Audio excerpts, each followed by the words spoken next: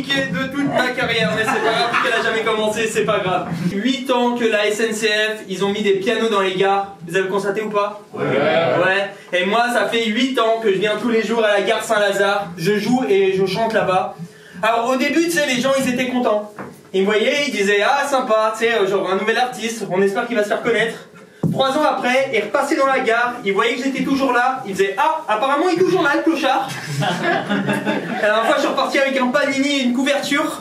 Il y a une mamie de 70 ans, tu sais, elle s'appelait Suzanne, elle est venue me voir, elle m'a fait, ah, vous jouez merveilleusement bien. J'ai dit merci, ça fait plaisir. Ce matin, je me suis réveillé avec Suzanne. Alors, elle, par contre, elle s'est pas réveillée. Forcément, hein, je suis allé voir la fille et je lui ai dit, bah écoute, je vais te prendre. Du coup, j'ai passé l'étape des battles en prison. Moi, je pense, honnêtement, je pense que la gare, c'est un bon endroit pour draguer. Sérieux, la dernière fois, il y avait une fille, tu sais, elle était là, tranquillement, puis elle jouait. Tu sais, c'était mignon, et puis moi, je vais la voir et je fais, waouh, j'aimerais trop avoir ton doigté. J'ai passé une deuxième nuit en prison. Ça c'est cool, tu sais, les gens ils te filment, il y a des gens ils m'ont mis sur internet et il y a des vidéos, elles ont fait vraiment des millions de vues. Voilà, qui me connaît ici par applaudissement? Wouh! Vive le million! Mais j'avoue que ça m'a ouvert beaucoup d'opportunités. J'ai rencontré beaucoup de gens et aujourd'hui ça m'a permis de faire Bercy. Et ça par contre ça peut s'applaudir, j'ai fait Bercy les gens.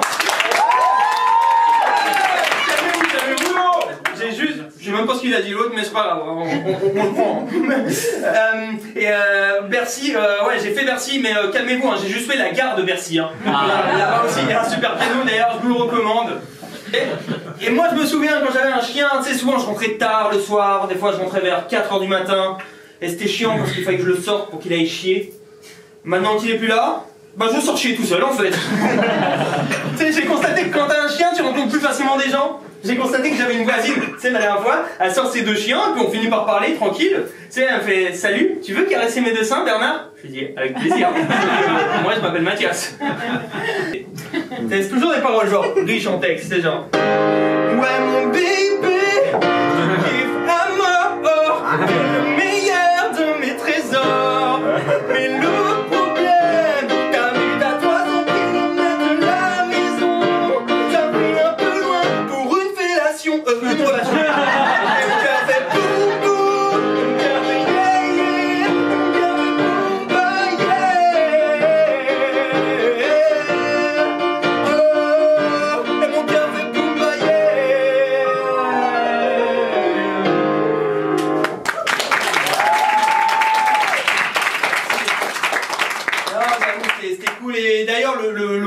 Un malaise après dans la soirée, en plus dans les trains, il a fait un malaise et tout le monde m'a mis la pression, tu sais, tout le monde m'a dit mais appelle le 18, appelle le 18. Mais c'est ce que j'ai fait, j'ai appelé le 18, mais le problème c'est qu'on était le 10, donc quand j'ai appelé le 18, bah, ça faisait déjà 8 jours qu'il était mort.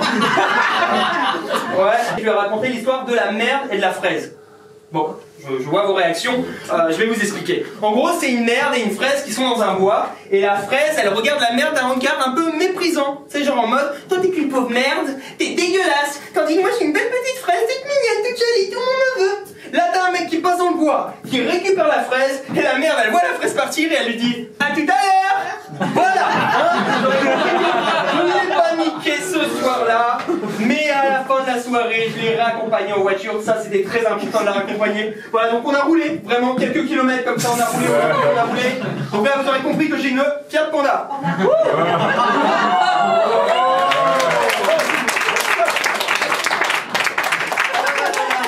fin de cette soirée, on était en bas de chez elle, elle m'a proposé le café. J'ai dit, il y a les retardataires, des fois on laisse, hein, pas de soucis.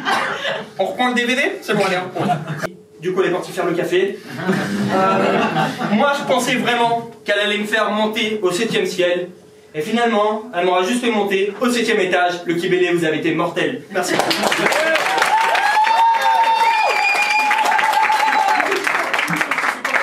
On peut te retrouver quelque part? Yes, du coup, j'ai une actu, vous pouvez me suivre. Alors, sur Facebook, Instagram, c'est Mathias Plot, M-A-2-T-I-A-S-P-L-O-T. Vous pouvez vraiment me retrouver à la gare Saint-Lazare, voilà, entre 4 h du matin et 5 h, en train de dealer dans le coin, voilà. Un tonnerre d'applaudissements. Voilà, et je voulais juste terminer avec une actu. Sur YouTube, j'ai une chaîne qui s'appelle Mec d'Enfer. N'hésitez pas à aller voir YouTube Mec d'Enfer. Je fais des chansons humoristiques. Merci encore. Merci. Merci.